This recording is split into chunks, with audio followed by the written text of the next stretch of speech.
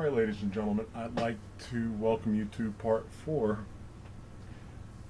And I think I'm going to finalize on meteorology for professional pilots. Okay, so our first slide. This is the Weatherman. And, a lot of you guys have watched your Weatherman on TV, and he talks about the highs and the lows and possible thunderstorm areas, and if the rain's coming or temperatures. You want to know what the weather's going to be along. Ladies, you might be very particular about what you wear as far as temperatures and things of that nature. Oh, should I wear a dress? No, it's going to rain, I'm going to wear jeans. Or guys, hey, it's going to be 30 degrees tomorrow, man, I can't wear a windbreaker, I'm going to wear a heavier jacket. So now we're going to demystify, the weatherman. And, when they talk about this, oh, we got a low pressure area coming in or a high pressure area coming in or possible thunderstorms, we are advancing in our knowledge of meteorology. And so at the end of this series, you will know just as much as he does or she does if it's a female weather person or weather personality. So when the guys tell, oh, we got a low pressure area coming in, high pressure area coming in, let's just jump into it. Pressure analyses. An analysis is a single analysis. More than one analysis would be pronounced analyses. So that is not a misspelling. I don't want anybody like, hey, you spelled analysis wrong. No, I'm talking about more because we're talking about high and low pressure areas and other types of pressure systems. Okay. We plot sea level pressures and draw them on a map. Basically the same guy. You can kind of see like our dashed lines, and this guy is he's showing, if we come back to, it's a way of, when we talk about higher or lower pressure, that's not what we're thinking about. In a way we are, but we're thinking about like levels, pressure levels. Okay, so we're measuring pressure when we think about these lines that we have here. This type of chart will be more geared towards pilots. It's basically the same thing, but we don't have we got your high pressure area, you have your low pressure area, we have another high here, we have a low here. Now, normally what happens,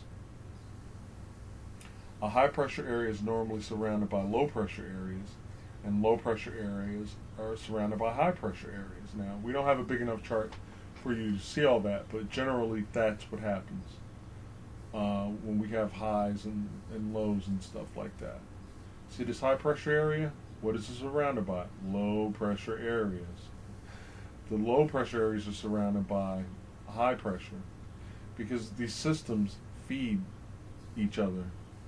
Basically, I should say the high pressure areas actually try to balance themselves out. So the high pressure areas normally flow or drive their winds towards lower pressure areas because, again, the weather is always in motion. It's always trying to balance itself due to pressure and temperature changes. But let's stay on point here. So we have areas of sea level pressures, and we draw on a map, and they connect at different points, at certain points. So this pressure or sea level pressure is it's the same pressure level, but this is a contour, or what we call an isobar. And then we have another one here. Now, one thing I want to notice, like, okay, if we could see 1, 0, looks like 1024 almost here. And this is like 1004. Alright. But just standpoint, isobars. That's what these lines are. These lines are isobars. And they're like this is like a topographical view looking down at a pressure system. So we have a high, high, low, high, low. Bup, bup, bup, bup, bup, bup, bup. Now, like I said, the equal lines of pressure are called isobars. Here I added a little bit of art to it. Alright. A low. And the weatherman is saying, oh, we have a low here over this area.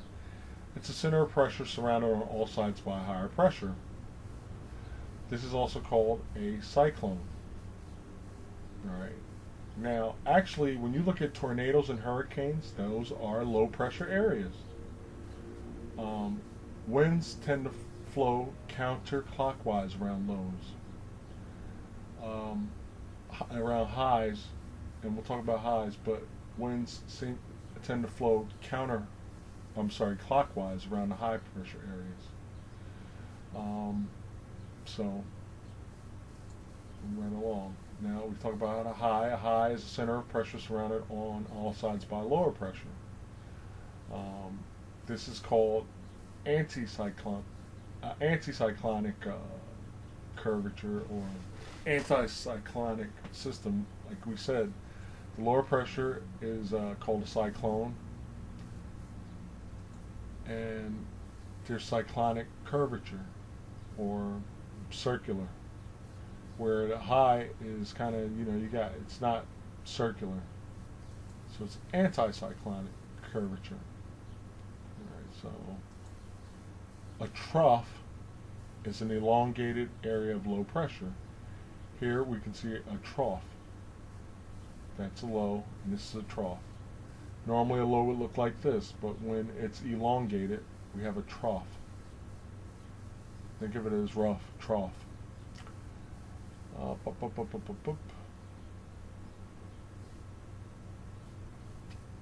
And I'm just pausing a little bit just to make sure I am getting every point in my notes here. An elongated area high pressure is called a ridge.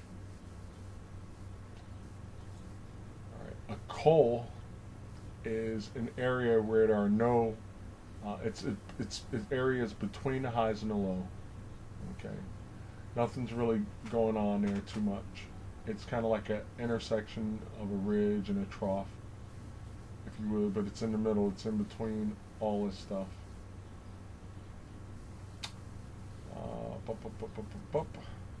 So back to our weather guys. So when you look at these highs and lows, think about the high pressure area. The winds are, or winds aloft, say like 3,000 and above, for aviation purposes. Now the high pressure areas normally come with good weather systems. All right. Here, where you have the low and you have the warm front and the cold front going on here, thunderstorms normally are kind of being pushed by fronts normally. It's not like the end all be all, and we'll talk about thunderstorm development in what am I trying to say? We'll dig deeper into thunderstorm development. But our lows, we have cyclonic or counterclockwise wind flow. High pressure areas tend to have, or not tend to have, they do have clockwise winds flowing. Now, with the weatherman, he's just showing you the highs and the lows. Pilots, we look at the isobars and we look at the pressure systems and stuff like that, and we look at the numeric value. It could be in what we call millibars. We'll talk about that again as well too. Just right now we're focusing on high and low pressure areas, and I don't want to get too far ahead. I want to take it nice and easy. So when this guy is talking about his highs and his lows and the warm fronts and the cold fronts and all that and everything, this is basically what you're looking at, but they don't show it to you because the layman wouldn't be able to understand it. If the weatherman threw all this information up here, it'd be confusing. So this is simpler. And the layman doesn't understand. Most people don't understand that we get counterclockwise wind movements around lows and counterclockwise movement around highs either. So, they kind of look at the temperature and they listen to what the weather guy says. Now, when we look at this high and low pressure area, and I position this just so you can see this, it's not an animation, but it's more like just kind of like a cartoon depiction almost. When we're looking at this, we want to notice the high has downward movement and the low has upward movement. This system resists thunderstorm development normally because the airflow is downward. This airflow is upward. One of the factors that you need to develop a thunderstorm is lifting action. So low pressure areas are normally associated with bad, unstable air. Normally, we'll get into that. And like I said, we have clockwise movement, wind movement around the high, counterclockwise movement around the low pressure area.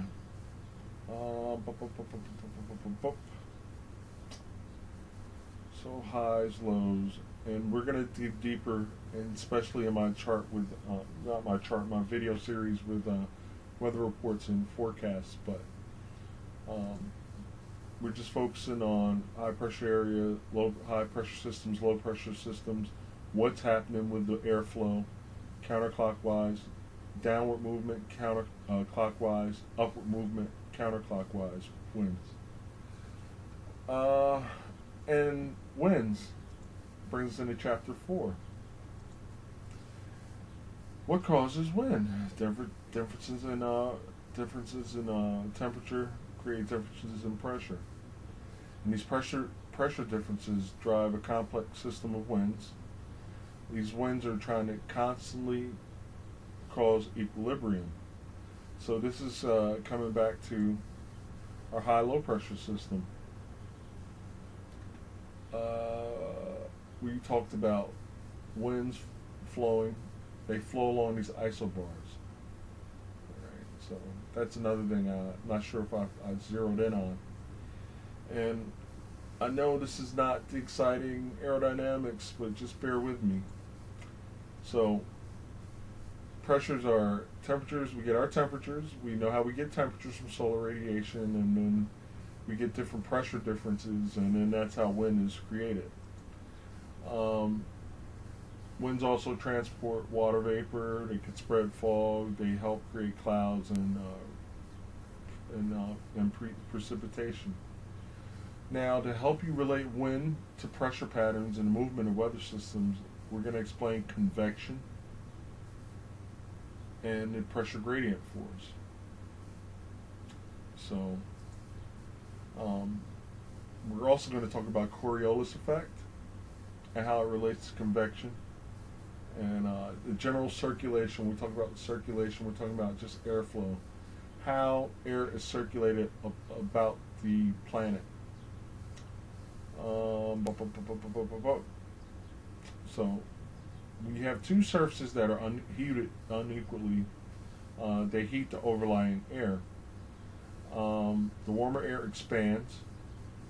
Alright, so this would be warmer air rising. But as this air rises, the air molecules spread apart. Okay, because we're getting less pressure, right? So we talked about atmospheric density. As this air rises, this warmer air rises, it expands and it becomes less dense.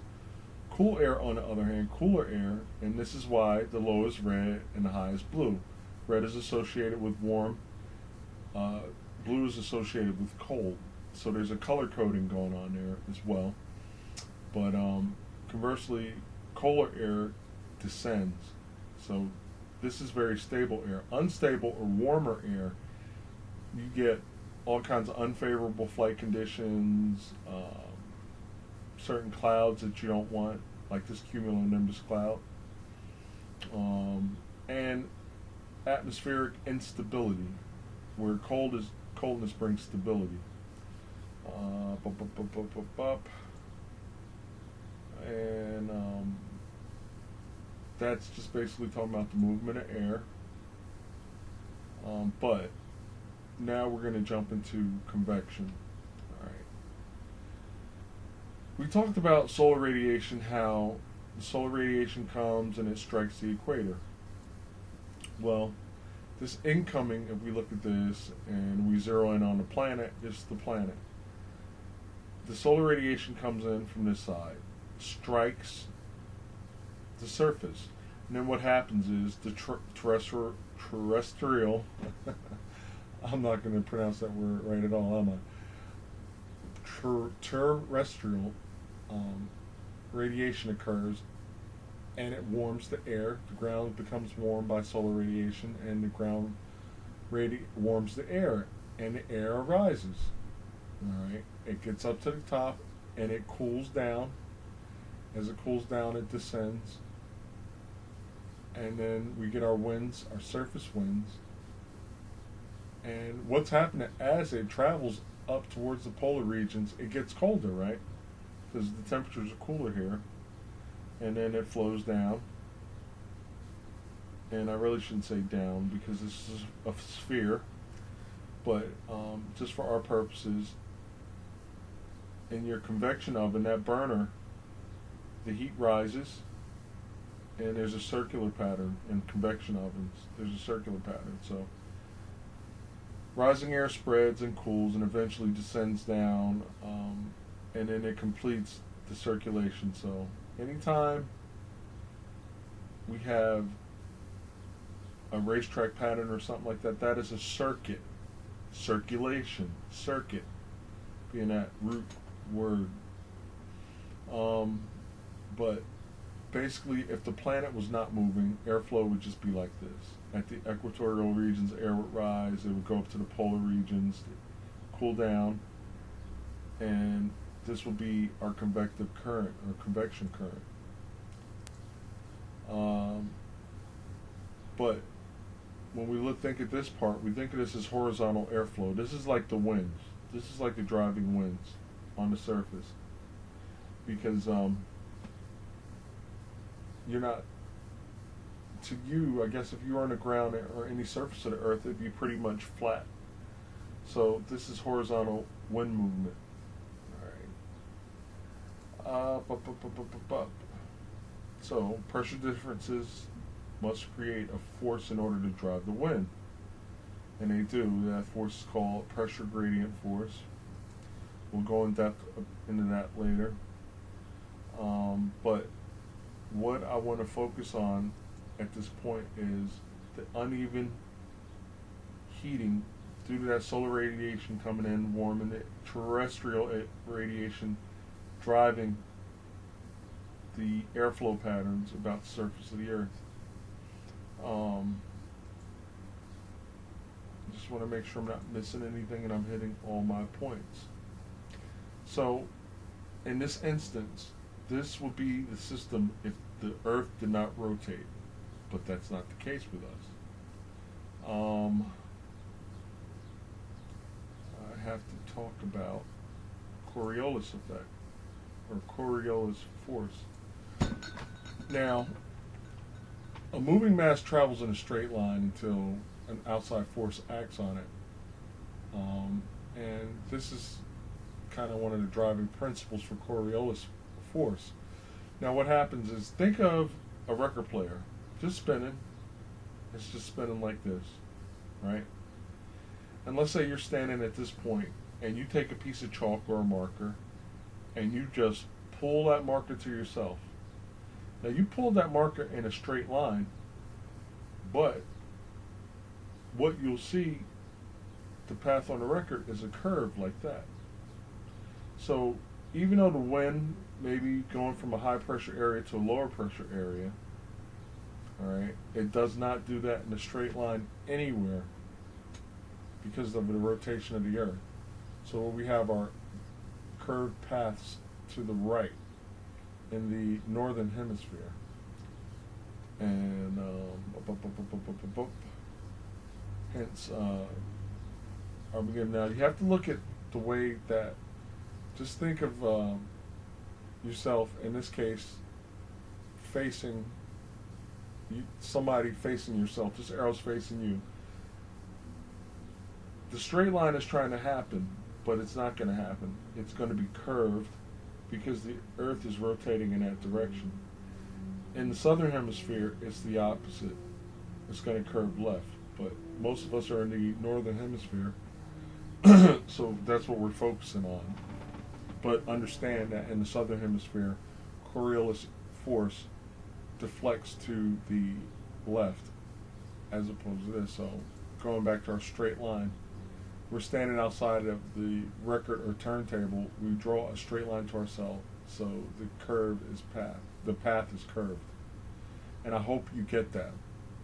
Even though the center of the record is here, you're standing here, and you take a marker or a piece of chalk and you draw a straight line to yourself. Due to the rotation of the record, or rotation of the Earth, the path is curved. And just send a comment if you don't understand it. So since we have that curved situation going on, this circulation pattern actually turns into it breaks up into 3 circulation patterns. But they all drive, these 3 parts actually still drive this system. So this system is still there, but it's broken up into 3 different cells. This is the polar cell, this is the Ferrel cell, and this is the Hadley cell. So basically, we see the curved paths to the right. This is 30 degrees north latitude, and this is 60 degrees north latitude. And what's going on is air is actually diving down at this point, and then it splits, right? And I have a depiction of that to help understand that. But the northern hemisphere, just think of that breaking into 3 different sections. And due to Coriolis Effect, we go back to our spinning record. Due to the rotation of the Earth, even though it appears to be a straight line, the rotation of the Earth has a curve. So you can see these wind patterns. These wind patterns curve right, curve right, curve right, curve right. Now we have downward flow of air. If we look at this side view, we have a downward flow of air, but when it touches the surface, some of the air goes that way, some of the air goes that way. And again, due to the Coriolis effect, the air is deflected to the right in this section. Another side view. Now, this particular cell is rotating like that. Air dumps down. Some of it goes this way, some of it goes that way, and it's deflected. This wind pattern is actually driven up, and then it comes down. And remember, this is all horizontal winds. Okay, so this is winds down here. The convection process still happens. You have warmer air rising, cooler air descending. Here, warmer air rising, cooler air descending. Warmer air rising at the equator, cooler air descending. But the Coriolis effect is driving these 3 patterns. The polar cell is the top one. Again, the Ferrel cell. Didn't spell check that, but it's alright. The Hadley cell. Alright, so now conversely, in the southern hemisphere, which we won't focus on because most of my group, and I don't mind guys in South America looking at my videos, so that's why I'm going to talk about this anyway. In the southern hemisphere, the exact opposite happens. The wind patterns are deflected to the left. And you have to think of this perspective from the beginning of the arrow. It goes ahead and then it goes left. Here it goes ahead, it goes left. In the northern hemisphere, it starts forward and it goes right. So Coriolis Effect is the reason why that happens. Two things that I'd like to bring your attention to is something interesting happens at these 2 points. Alright? If you can figure it out, that's fine. But here we have our polar cell, we have our Ferrel cell, we have our Hadley cell, and then just like in the previous, we got our cells broken down. But here, something interesting happens at these yellow points that we're going to talk about.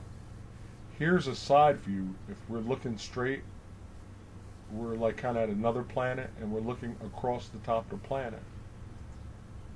The North Pole will be here, the equator will be here, and you can see the tropopause kind of existing at these areas, and you see something called, and these were the yellow spots that I mentioned and I talked about, something called a polar jet, and you have a subtropical jet at 30 degrees north latitude. What could that be? That could be the jet stream. You have a polar jet stream, we have a subtropical jet stream. So the Coriolis effect is doing all kinds of stuff. It's breaking the major convective current up into 3 parts. It's also driving the jet stream, the polar jet and the subtropical jet stream. And so I hope you can see in conjunction, not in conjunction, I hope you can see how this is all connected. If I need to review this video or re-edit this video to make it clearer, I will. But if you got it, I hope you thumbs up, like and subscribe as well. Not to get too far ahead of myself. So this is a side view. We're looking at the planet from the side view. Here is the North Pole. Here's the equator. So we've kind of flattened it out to give you a better depiction, because so you can see the convective currents. We talked about at 30 degrees north latitude, the air comes down and it spills. Some of it goes north towards the pole, some of it goes south towards the equator. And at the equator, the air rises. Some goes left or north towards the North Pole, some goes south towards the South Pole for our southern hemisphere guys. The air comes down and it dumps down and it just splits up. Alright, so another cool depiction. Although it looks straight, the jet stream kind of does a little snaky, wiggly thing. Just represents the United States. And the jet stream kind of, boom, comes in like kind of over under the Alaska region through Canada and scrapes the top of the United States. The subtropical jet stream is down here, and it's kind of like touching like Central America or Mexico and stuff like that. So we come back here, and these represent those two, the polar jet stream, the subtropical jet stream. So here's the polar jet stream, here's the subtropical. Now, although we see these, there's an outer and there's an inner core. At the outer core, the winds are less, they have less velocity, but you could actually get a tailwind from this and increase your fuel efficiency or your speed over the ground, just by flying towards, just the outside of it or near it. You get a push if you're going from west to east.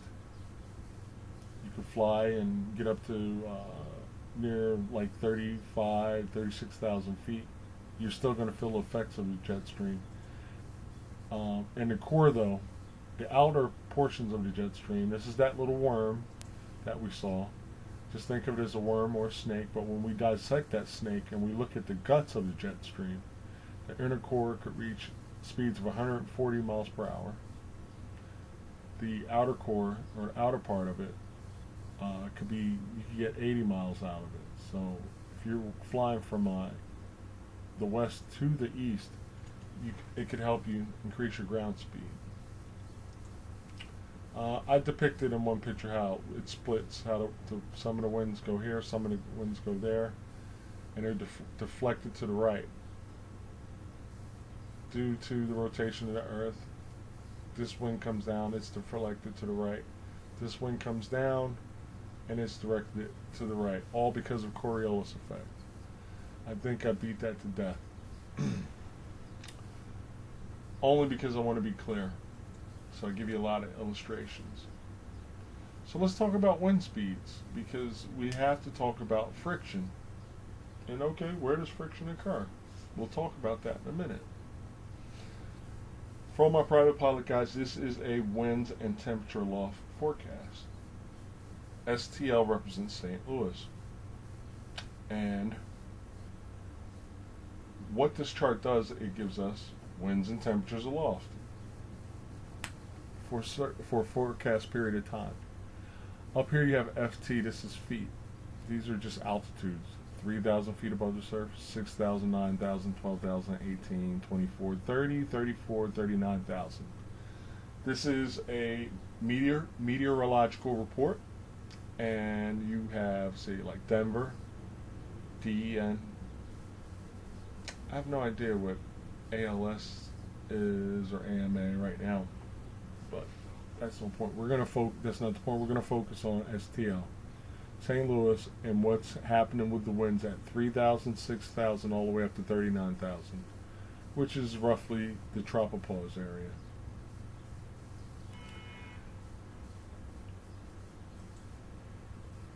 You don't know how to depict this because we're going to go in depth with this in weather reports and forecasts, but let me just see where I'm at here.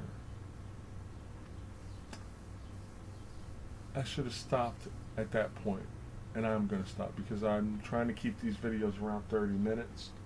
So I'm going to kill this right here, and we'll continue with wind speed and friction